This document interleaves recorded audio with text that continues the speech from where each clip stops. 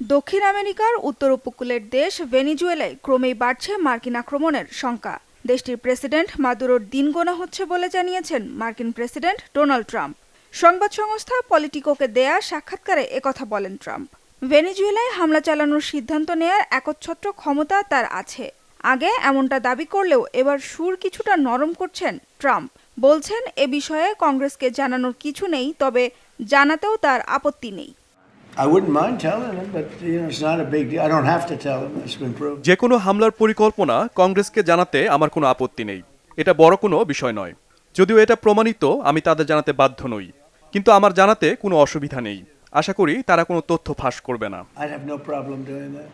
ওয়াশিংটনের সঙ্গে ক্রমবর্ধমান উত্তেজনার মধ্যে মার্কিন সামরিক পদক্ষেপের জবাব দিতে প্রতিবেশী কলম্বিয়াকে জোটবদ্ধ হয়ে কাজ করার আহ্বান জানিয়েছেন ভেনেজুয়েলার প্রেসিডেন্ট নিকোলাস মাদুরো। যে কোনো আক্রমণ থেকে কলম্বিয়াকে রক্ষা করার প্রতিশ্রুতিও দেন তিনি।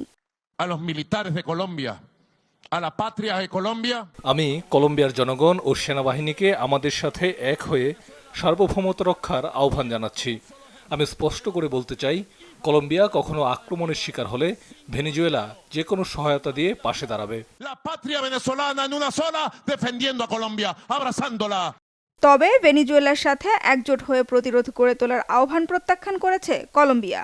সার্বভৌম সম্মতি ছাড়া জোট গঠন কলম্বিয়ার স্বায়ত্তশাসনকে লঙ্ঘন করবে বলে মন্তব্য করেছেন দেশটির প্রেসিডেন্ট গুস্তাভো পেট্রো। জনপ্রিয় সার্বভৌমত্বের মাধ্যমে কেবল একত্রিত হওয়া সম্ভব। যতক্ষণ তা না হচ্ছে, কেউ অন্য দেশের সেনাবাহিনীকে আদেশ দিতে পারে না। আমি ভেনেজুয়েলার সেনাবাহিনীকে আদেশ দিতে পারি না, তারাও কলম্বিয়ার সেনাবাহিনীকে আদেশ দিতে পারে না।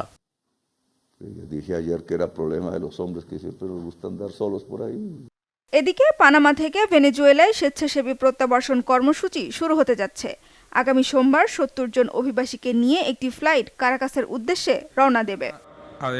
সানজিদা ইসলাম তন্নি, বাংলা ভিশন নিউজ ডেস্ক।